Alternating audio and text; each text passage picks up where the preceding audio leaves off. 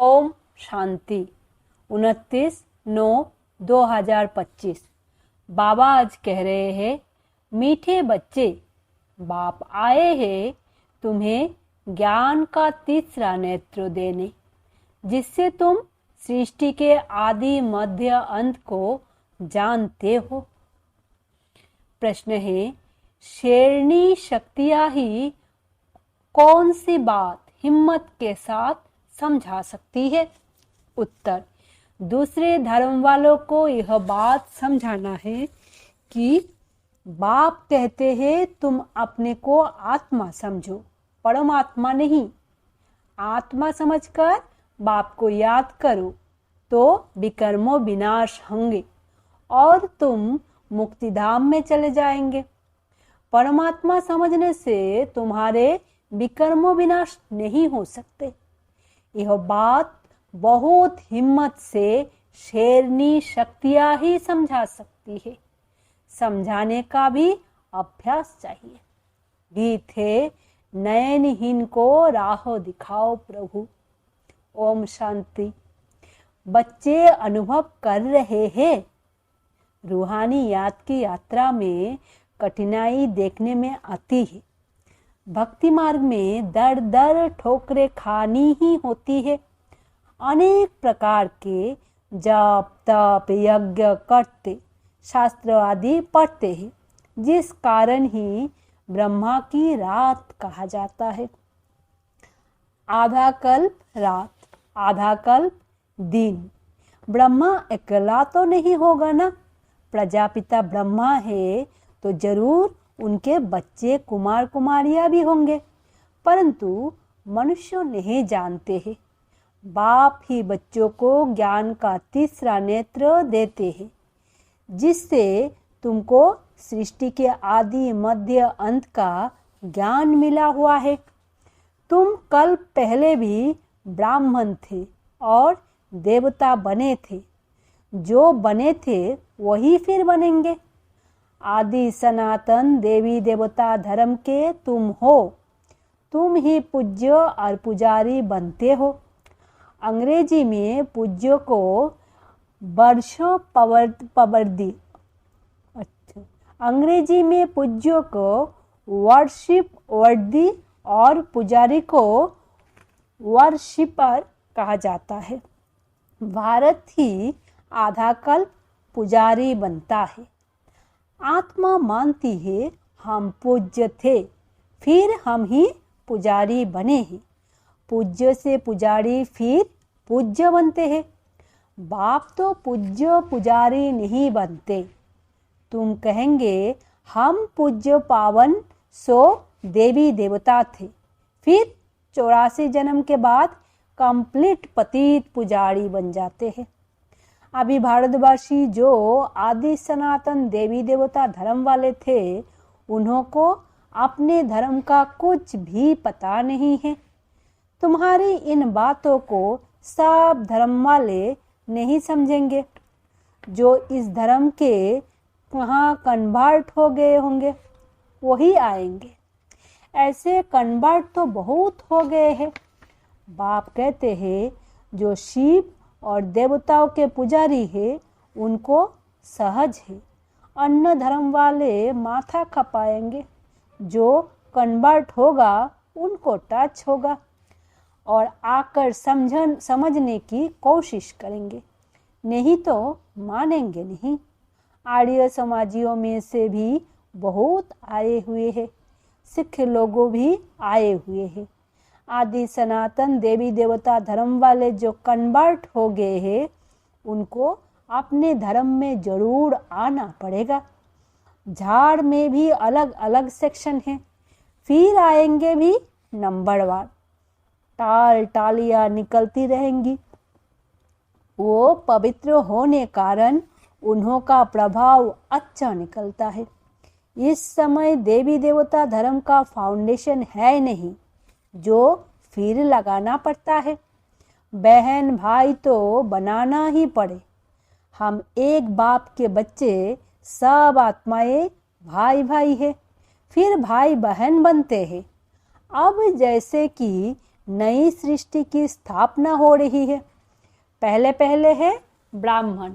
नई सृष्टि की स्थापना में प्रजापिता ब्राह्मण तो जरूर चाहिए ना, प्रजापिता ब्रह्मा तो जरूर चाहिए ना। ब्रह्मा द्वारा ब्राह्मण होंगे। इनको रुद्र ज्ञान यज्ञ भी कहा जाता है। इसमें ब्राह्मण जरूर चाहिए। प्रजापिता ब्रह्मा की औलाद जरूर चाहिए, वो है ग्रेट ग्रेट ग्रैंडफादर। ब्राह्मण है पहले नंबर में चोटी वाले।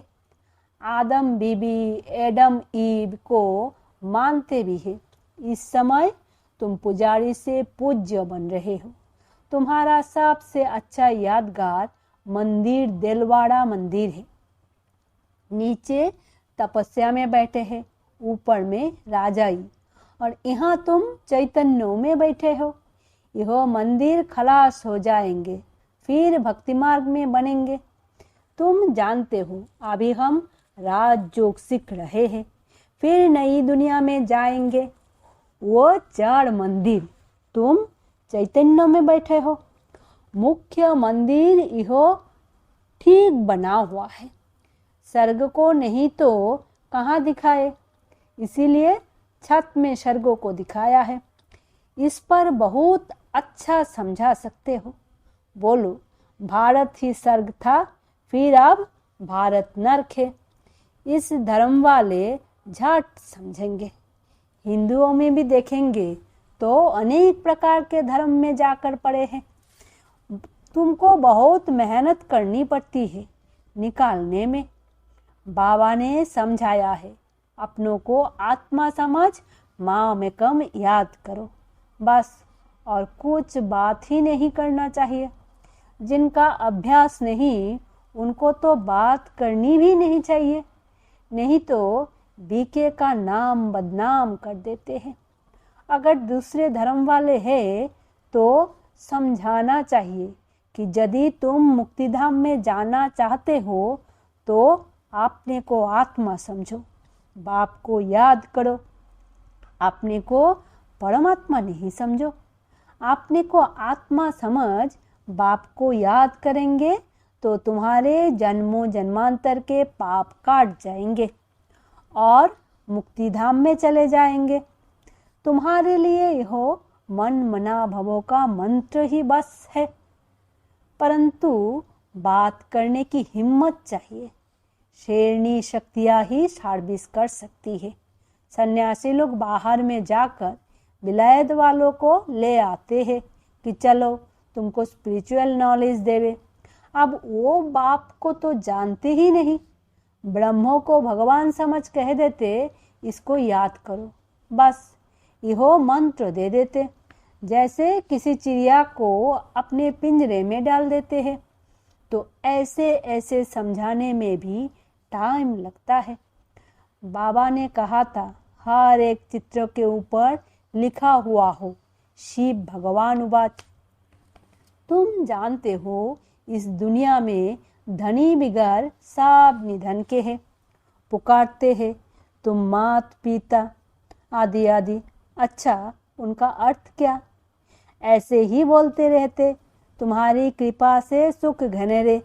अब बाप तुमको स्वर्ग के सुख के लिए पढ़ा रहे हैं, जिसके लिए तुम पुरुषार्थ कर रहे हो। जो करेगा वो पाएगा। इस समय तो सब पतित थे। पावन दुनिया तो एक स्वर्ग ही है। यहाँ कोई भी सतो प्रधान हो ना सके।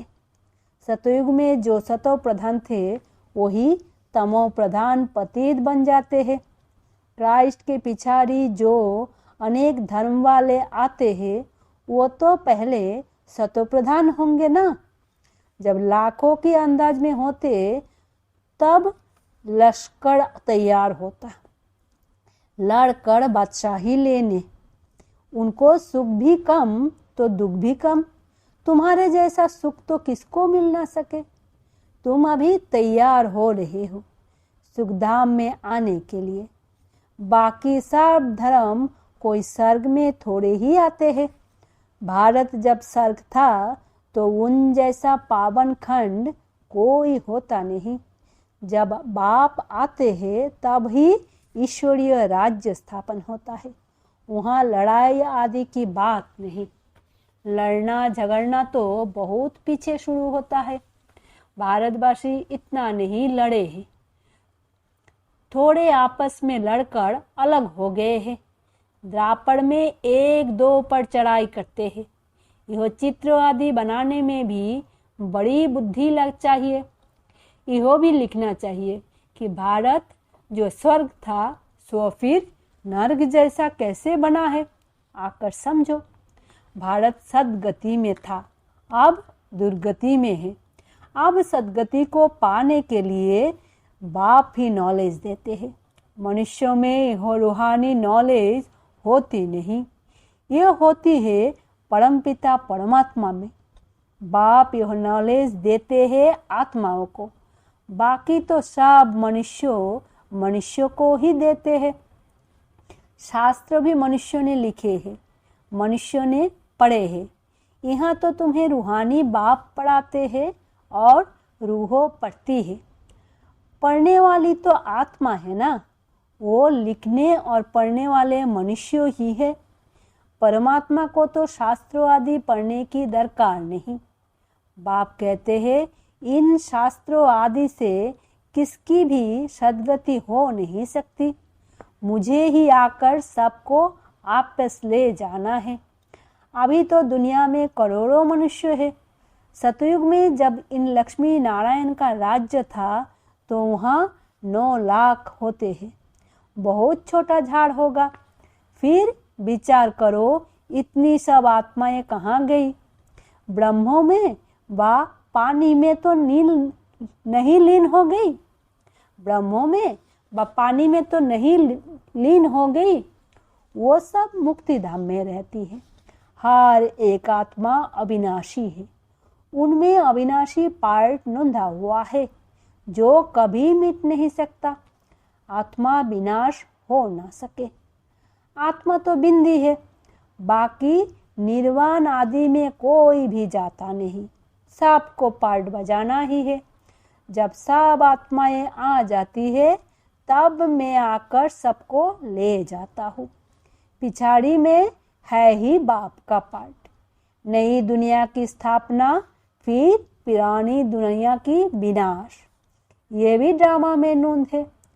तुम आर्य समाजियों के झुंड को समझाएंगे तो उसमें जो कोई इस देवता धर्म का होगा उनको टच होगा।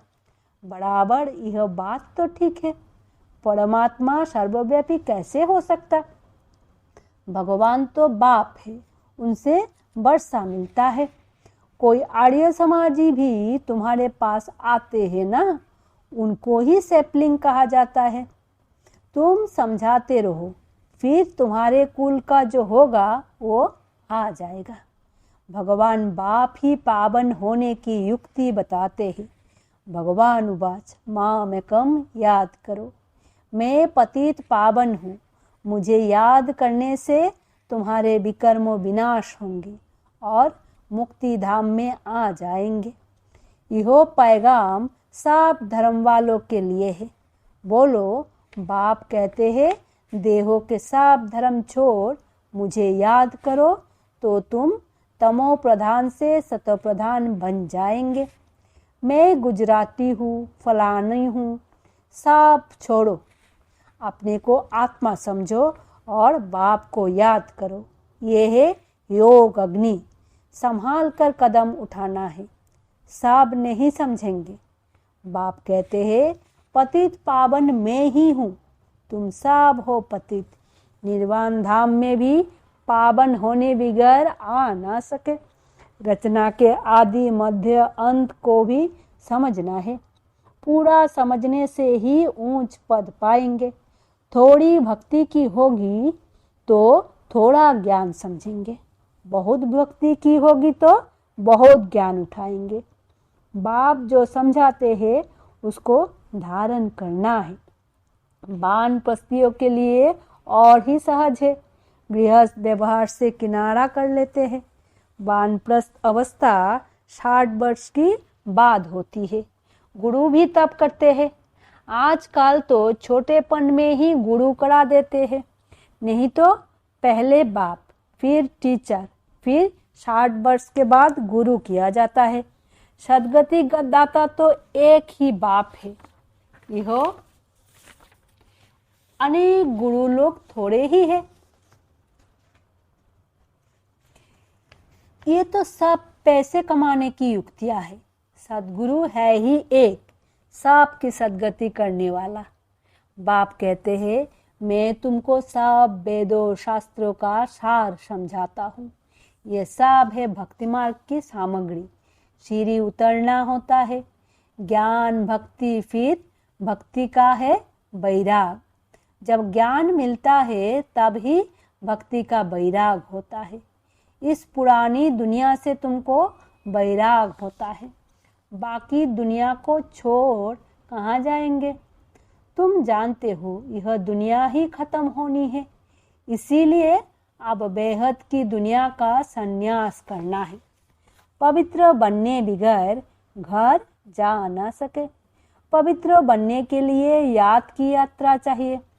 भारत में रक्त की नदियाँ होने के बाद फिर दूध की नदियाँ बहेंगी। विष्णु को भी क्षीर सागर में दिखाते हैं। समझाया जाता है, इस लड़ाई से मुक्ति, जीवन मुक्ति की गेट खुलते हैं। जितना तुम बच्चे आगे बढ़ेंगे उतना ही आवाज निकलता रहेगा। अब लड़ाई लगी की लगी। एक चिंगारी से देखो आगे क्या हुआ था। समझते हैं कि लड़ेंगे जरूर।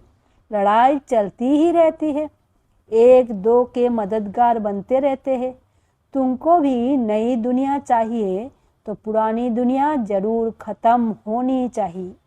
अच्छा, मीठे मीठे सिकिलदे बच्चों प्रति माता पिता बाप दादा का याद प्यार और गुड मॉर्निंग।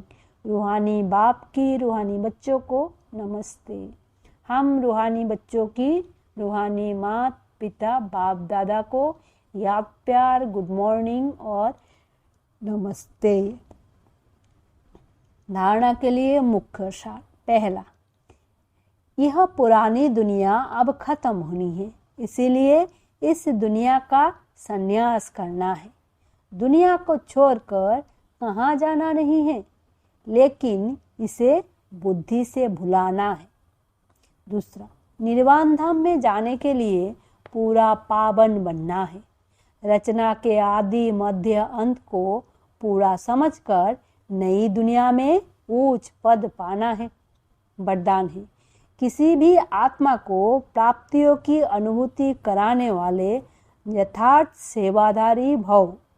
यथार्थ सेवा भाव अर्थात सदा हर आत्मा के प्रति शुभ भावना, श्रेष्ठ कामना का भाव। सेवा भाव अर्थात हर आत्मा को भावना प्रमाण फल देना। सेवा अर्थात किसी भी आत्मा को प्राप्ति का मेवा अनुभव कराना। ऐसी सेवा में तपस्या साथ साथ है। जहाँ यथार्थ सेवा भाव है वहाँ तपस्या का भाव अलग नहीं। जिस सेवा में त्याग तपस्या नहीं वो है नामधारी सेवा। इसीलिए त्याग तपस्या और सेवा के कंबाइंड रूप द्वारा सच्चे यथार्थ सेवाधारी बनो। स्लोगन है, नम्रता और धैर्यता का गुण धारण करो तो क्रोधाग्नि भी शांत हो जाएगी। अव्यक्त इशारे। अब लगन के अग्नि को प्रज्वलित कर योग को ज्वाला रूप बनाओ।